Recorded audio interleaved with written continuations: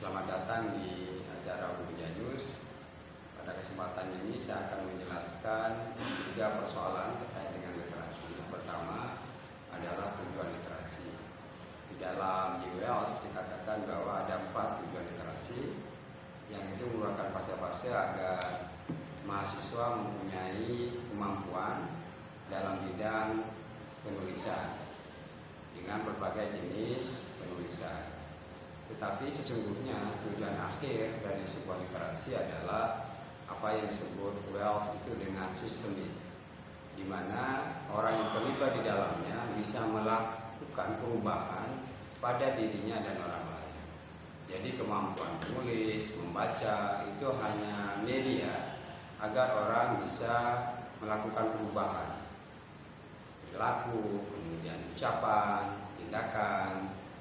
Nah, untuk itu tujuan literasi secara keseluruhan sebenarnya bersifat etis, di mana mahasiswa secara tidak langsung akan belajar tentang karakter, penanaman nilai, dan akhirnya bagaimana bersikap dengan orang lain.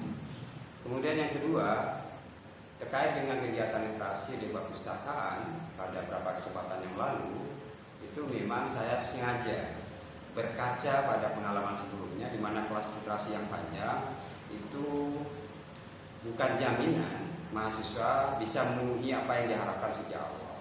Oleh karena itu 3 pekan itu memang saya lakukan agar pertama ada kelas orientasi, di mana mahasiswa khusus mengenal bagaimana menulis opini. Saya pikir dasar-dasar penulisan opini secara teoritis bisa disampaikan dalam kelas pertama. Kemudian di kelas kedua, saya sebenarnya ingin mengajak mahasiswa sudah menghasilkan karya, yang karya itu didasarkan kepada pertemuan sebelumnya.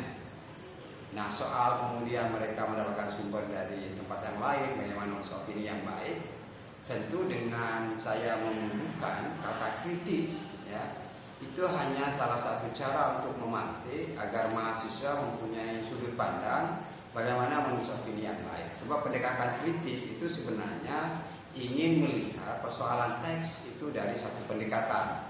Misalnya dari mazhab Frankfurt misalnya. Di situ ada banyak tokoh yang melihat persoalan-persoalan itu dari isu kelas misalnya, kemudian isu-isu bahwa di dalam struktur masyarakat itu ada kelas atasan, kelas bawahan. Jadi itu hanya salah satu pendekatan, tidak kemudian menutup pendekatan yang lain. Sebab pendekatan kritis sekalipun itu tetap punya konteks, punya sejarah, dan tidak melulu kemudian pendekatan kritis dianggap satu-satunya pendekatan. Nah, disitulah kenapa saya kemudian mendekatkan agar mahasiswa lebih sering membuka pendekatan-pendekatan lain, agar ketika menulis itu menemukan corak dirinya sendiri. Itu hanya ingin mendorong mereka untuk menemukan dirinya. Dan baru kemudian setelah saya melihat bagaimana mereka mencerna apa yang disampaikan dan membuka diri agar mereka juga mengacu kepada sumber-sumber lain, dan puncak yaitu adalah ke minggu ketiga saya membahas tulisan seorang mahasiswa misalnya, Feby misalnya. Dia menulis dengan sangat baik, ada alur, tetapi ketika saya meminta membatasi 3 paragraf misalnya, itu agar ada pendahuluan, pembahasan, dan solusi. Karena gambaran besar dari sebuah opini itu hanya itu saja. Oleh karena itu kemudian setelah saya melihat dari struktur, koherensi, logika penulisan, sebab sebenarnya menulis opini itu mudah. Syarat pertama itu kepekaan linguistik. Sejauh mana mahasiswa mampu menghadirkan kosakata yang beraneka ragam. Jadi satu alinea atau perenggan itu tidak mengulang-ulang kata. Oleh karena itu, yang jauh lebih penting adalah bukan hanya sekadar bukan berbunga-bunga di dalam bahasa opini itu. Yang kedua adalah kepekaan teori. Kalau kemudian mahasiswa mempunyai kesadaran teoritis yang baik, saya pikir melihat realitas itu jauh lebih menyenangkan. Karena kemudian sebuah isu misalnya kontroversi sekalipun itu bisa dilihat dari sebuah teori. Saya memberikan contoh misalnya, dalam sebuah tulisan saya memberikan ulasan tulisan saya sendiri, tentu saja ilusi pesona Harvard, ya, Universitas Harvard di Amerika. Apakah ya, universitas itu membuat orang pintar, atau sebenarnya orang pintar itu masuk ke Universitas Harvard dengan teori misalnya Swiss body illusion ya, yang itu diambil dari Nicholas ya.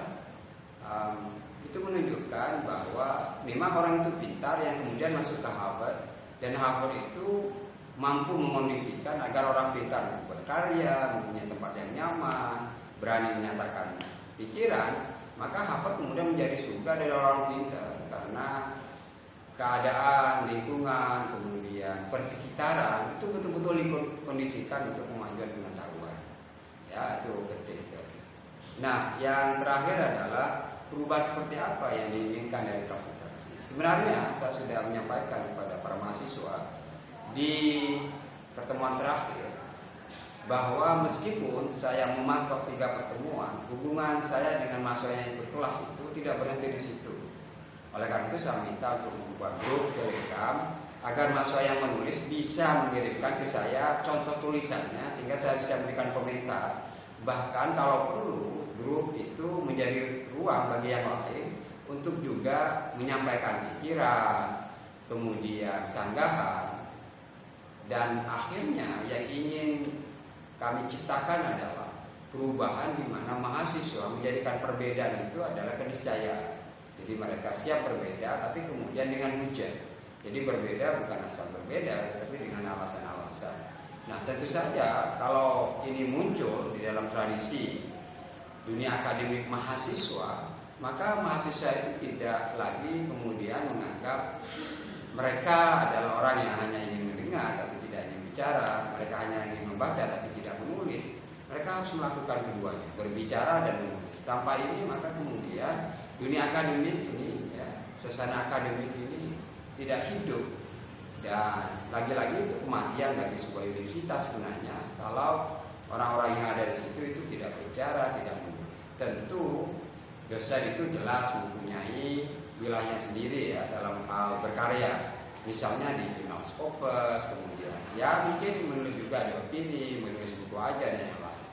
Tapi bagi mahasiswa sebenarnya berbeda dengan dulu. Sekarang akses mahasiswa ke dunia baca itu sangat luas. Dan buku atau buku elektronik maksud saya itu mudah didapatkan, murah mudah. Yang mahal itu waktu membaca. Jadi perubahan ini yang ingin diharapkan dari mahasiswa.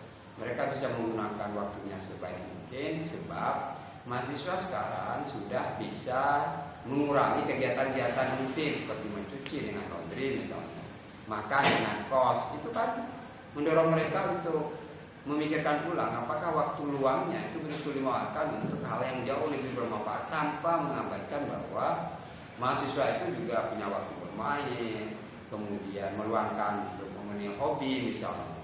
Jadi tetap bahwa perubahan yang dilakukan tidak keluar dari tugas perguruan tinggi, yaitu bagaimana tridharma itu betul-betul dilaksanakan di perguruan tinggi, yaitu pengabdian. Mahasiswa juga bisa mengabdi sebenarnya ya, penelitian mahasiswa juga kemudian yang paling penting adalah mahasiswa juga bisa mengajar dalam tanda kutip, kan mereka nanti mengajar di kelasnya. Suasana itu ingin juga diwujudkan di kalangan mahasiswa. Dan kalau kemudian mahasiswa juga mempunyai semangat seperti ini, itu juga akan menjadikan kampus itu hidup ya. Saya dan rekan-rekan yang lain di universitas tidak ingin mereka hadir di kelas pulang.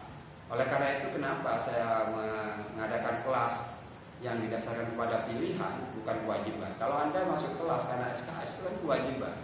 Tetapi ketika saya menawarkan literasi itu kesadaran dan tidak dipaksa. Sebab dari seluruh yang terdaftar itu tidak semuanya hadir. Dari seluruh yang hadir di kelas itu tidak semuanya menulis. Tetapi ini tidak akan menyurutkan niat kita, karena saya tahu setiap mahasiswa itu mempunyai kecenderungan masing-masing. Ada yang bagus dalam bidang penulisan fiksi, ada yang bagus dalam bidang non-fiksi. Kenyataannya adalah di universitas, mereka yang berhasil mengikuti lomba penulisan ilmiah itu bukan dari kelas saya. Artinya bahwa pusat pembelajaran di universitas itu banyak sebenarnya. Dari dosen yang lain, dari kanal yang lain, dari sumber yang lain. Nah, kalau kemudian setiap orang ini bekerja sama ya, bukan bersaing untuk memberikan yang terbaik kepada universitas, kepada mahasiswa, saya pikir tugas sebagai warga akademik itu sudah ditunaikan. Oleh karena itu, saya berharap ruangan literasi itu bukan hanya terbatas pada menulis, tapi juga melakukan. Nah, ini yang penting. Oleh karena itu, maka saya berharap proses literasi itu lebih jauh ingin melihat mampu tidak bacaan-bacaan mengubah misalnya. Ketika organisasi kemahasiswaan Komasi mengadakan acara bedah buku sebagai bagian dari penguatan literasi, merusak bumi dari meja makan yang mendatangkan penulis sendiri, M. Faizi. Nah, ternyata menariknya ya, panitia itu tidak menyodorkan AMDK, jadi air dalam kemasan di MK, air minum dalam AMDK, ya. Kemudian kuenya itu tidak dibungkus dengan plastik tapi dengan daun. Kalau kita mau memahami ini dengan cermat sebenarnya, betapa literasi itu mengubah sebenarnya. Bukan hanya keasyikan untuk membedah sebuah pemikiran tanpa ada refleksi bahwa sebuah gagasan itu mesti menjadi tindakan. Dan itu adalah cermin bagi kita semua. Kegiatan kita lain kita harus berkaca kepada kegiatan yang diinisiasi oleh Komasi. Bahwa kegiatan diskusi itu pada waktu yang bersamaan dibarengi dengan sebuah ikhtiar agar ide besar itu menjadi perilaku-perilaku dalam keseharian kita. Tetapi kemudian tantangannya, apakah kegiatan lain karena bukan membahas buku merusak bumi dari meja makan kemudian tidak membawa nilai-nilai yang sama? Saya pikir membawa nilai-nilai yang sama. Saya pikir ke depan juga kegiatan masuk apapun tetap, kalau di universitas ya, di pondok kita kan punya dasar ya.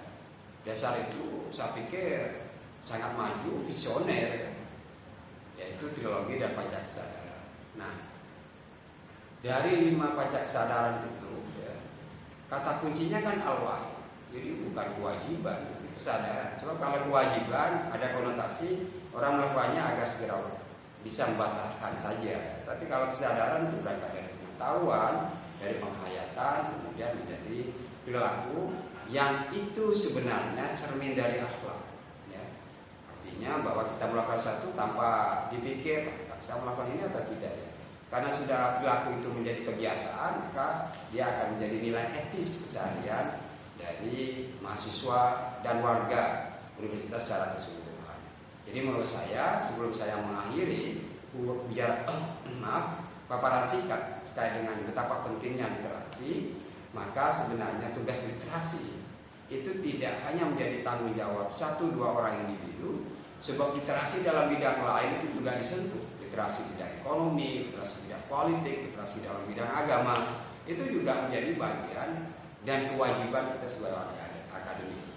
Mudah-mudahan bermanfaat dan saya berharap para mahasiswa yang mengikuti kelas literasi dimanapun dan bersama siapapun akan bersama-sama untuk menciptakan universitas ini menjadi ruang untuk berbagi, menjadi ruang untuk saling mengukuhkan agar moto ya, universitas ya, inovatif dan unggul, inovatif dan berkeadaban itu betul-betul mempunyai kaki ya, tidak hanya sekadar gagasan. Kaki-kaki itu adalah mahasiswa, dosen melakukan banyak kegiatan yang unggul ya, kemudian tidak hanya mengulang dan melahirkan perubahan inovatif ya, dan yang terakhir berkeadaban sesuai dengan nilai-nilai kebaikan, nilai-nilai akhlak yang itu menjadi dasar kita bersama sebagai warga akademik. Terima kasih. Wassalamualaikum warahmatullahi wabarakatuh.